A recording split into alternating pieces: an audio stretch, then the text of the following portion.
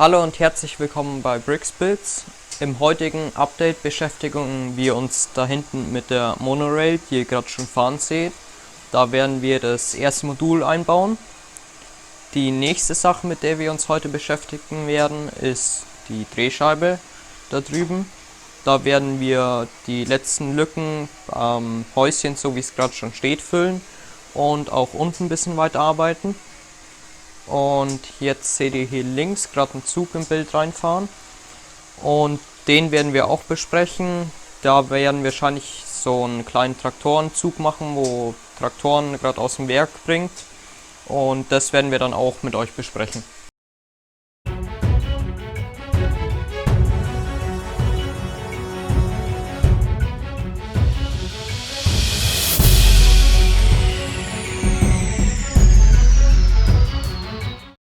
Als erstes fangen wir mal mit den Lands an. Und zwar sind wir gerade am Überlegen, weil wir jetzt schon eine relativ große Anlage haben, die sich auch schon ein bisschen sehen lassen kann, was für Züge wir da jetzt fahren lassen, weil wir haben hier jetzt die BR64, die fast fertig ist, bis auf ein paar Details, und den Hogwarts Express, den wir gerade bauen. Und natürlich brauchen die Züge auch Waggons, und das ist eben das, was wir uns gerade überlegen. Wir könnten zum Beispiel Donnerbüchsen für die BR64 bauen oder aber so einen Zugtransport machen mit Bulldogs, hier eben jetzt mal Lanz als Beispiel, wo wir dann Niederbordwagen bauen in so alter Holzoptik und natürlich auch breiter, weil das ist hier noch so ein Beispiel, was ich mal für den Maßstab von den Lego-Zügen gebaut habe. Und das ist jetzt eben die Frage. Wir können kurz hier mal ein Bild von so einem Niederbordwagen einblenden. Was ihr dazu meint, ist es cool, ist es doof, sollen wir eher Passagierwaggons machen oder auch irgendwie was anderes, das dann so ein Güterzug mit irgendwie Geröll innen drin oder sowas bauen, je nachdem, was euch so gefällt. Da könnt ihr gerne mal was in die Kommentare schreiben. Bei mir geht es jetzt weiter an der Drehscheibe, und zwar, ich habe jetzt hier schon mal begonnen, den Innenkreis mit verschiedenen Größen zu fließen, und zwar verwenden wir hier Light Gray und Light Bluish Gray wie gesagt, in verschiedenen Ausprägungen, um ein relativ realitätsnahes Muster darzustellen, und das soll eine betonierte Platte sein, die eben schon einige Risse hat und wo dementsprechend auch grüne Stellen sichtbar sind, wo das Gras durchwächst. Dann zusätzlich geht es bei der Drehscheibe an dem kleinen Häuschen weiter. Ich blende es jetzt hier kurz mal ein. Das wird dann in Dark Gray gefliest. Es bekommt dann ein Dach auch und dementsprechend auch Fenster mit Fensterrahmen in Dark Green. Und in dem Häuschen verbirgt sich dann der Powered Up Hub dazu. Dann könnt ihr schon sehen, dass ich jetzt am Häuschen von der Drehscheibe weitergebaut habe. Und das zeige ich euch jetzt mal kurz, wie ich das genau gemacht habe. Und zwar seht ihr schon das Dachmuster, das kommt euch bestimmt bekannt vor. Und wenn ich das jetzt mal hier abnehme, haben wir hier unten einmal die Snot-Technik, damit diese Art Planken entstehen, Bretter, die da immer verwendet werden.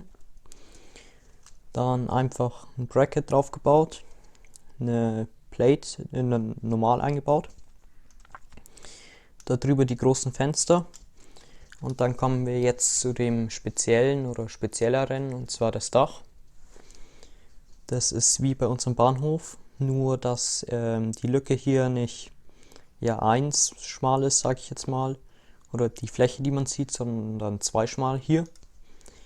Und das Ganze ist auch noch versetzt, um so ein schönes Muster reinzubekommen, was jetzt ein bisschen vom Bahnhof abweicht. Und hier oben seht ihr schon, fehlen uns leider die Teile, weil da einmal 3 rein müssen in schwarz, und da haben wir gar nichts da. Deswegen sind die jetzt noch in grau und alles. Aber ich schätze, man kann es schon erkennen, wie es dann aussehen wird später.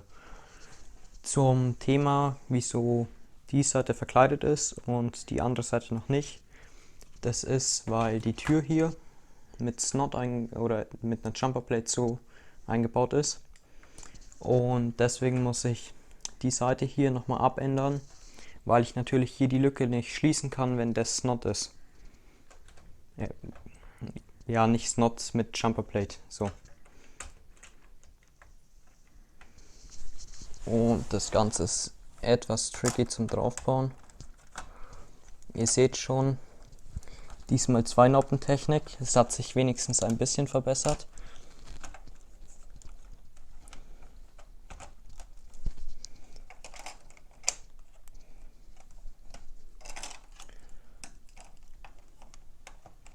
Und dann werden wir mal schauen, dass wir in einem von den nächsten Teilen die Lücke hier auch noch schließen oder die Seite.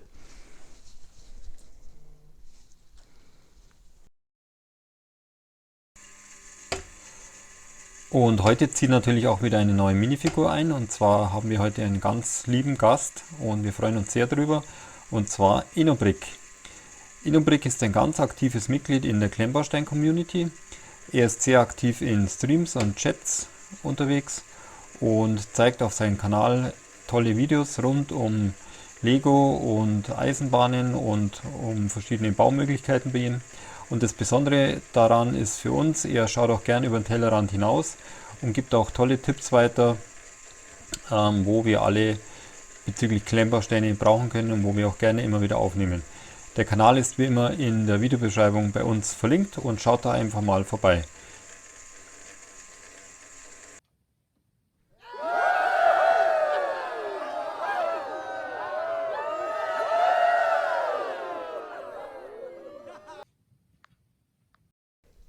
Dann habe ich jetzt mal noch an der Monorail-Strecke weitergebaut.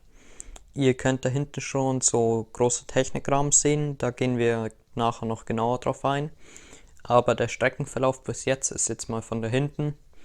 Einmal hier vor, entlang der normalen Schienen zum Bahnhof. Und jetzt schauen wir mal, wie die Tunneleinfahrt da vorne aussehen müsste, damit auch das Krokodil gut durchpasst. Wir messen jetzt am besten einfach mal ab, wie groß das Krokodil ist mit ausgefahrenem Stromabnehmer. Das wären ungefähr 19 cm. Und dann, wie hoch die Monorail-Strecke gerade bei uns ist. Das sind an der Unterkante 22 cm ungefähr, und dann hätten wir noch 3 cm Luft, sage ich jetzt mal. Was aber ziemlich knapp wird, weil es ist ja nicht genau so, dass der Zug in den Tunnel fährt und dann mit den Stromabnehmern an der Decke schleift, sondern da ist ja nochmal Luft und dann ist die Decke auch nicht eine Plate dünn, sondern auch ein bisschen dicker. Das heißt, die Monorail muss jetzt noch mal ein bisschen hoch, und dann müssen wir auch schauen, wie wir es vorne machen am Bahnhof, weil das dann nicht mehr bündig mit dem Bahnsteig ist. Oder eine andere Möglichkeit wäre, dass man an der Stelle hier noch ein Erweiterungsstück für den Anstieg einbaut, was es ja von 4D-Bricks zum Ausdrucken gibt. Dann habe ich jetzt mal angefangen, den Tunnel an sich zu bauen, und mit der Höhe wird es, wie schon gesagt, schwierig. Der ist jetzt bei 23,5 ungefähr. Und ja, der Vorteil ist halt jetzt, dass hier sehr schön ist. Er ist momentan noch ein bisschen schmal hier zwischen den zwei Grauen. Müsste eigentlich noch so ein flaches Stück kommen. Da würde dann wieder sehr breit, weil wir sind jetzt hier schon, wenn man hier runter schaut, ganz am Rand von der Baseplate. Und dann müsste man halt hier hin, und dann wird es mit der Monorail-Schiene wieder eng. Was dann eben auch wieder kacke ist, weil dann muss die Monorail-Schiene weiter nach außen, und das würden wir eher ungern machen, weil sollte irgendwas passieren, dass die Monorail umkippt, dann fällt es halt direkt runter auf den Boden, und so kann es halt sein, dass sie dann noch hier am Rand liegen bleibt. Deswegen schauen wir jetzt mal, wie wir es genau machen. Das wird auf jeden Fall höher gemacht. Es kann sein, dass wir dann hier noch für 4D-Bricks dieses Zwischenstück für die Steigung einbauen. Und dann die erste Reihe, sag ich mal, oder Ebene, wird dann noch aus diesem Rahmen gebaut. Und da hinten kommt dann wahrscheinlich noch eine zweite Ebene mit einer Holzplatte rein, wo wir dann schön draufbauen können, und dann wird das Ganze auch stabil. Und man hat halt noch genug Platz, dass wenn da hinten Zug entgleist, dass man dann die Züge wieder aufstellen kann oder irgendwie Teile rausholen kann, falls sie da abbrechen.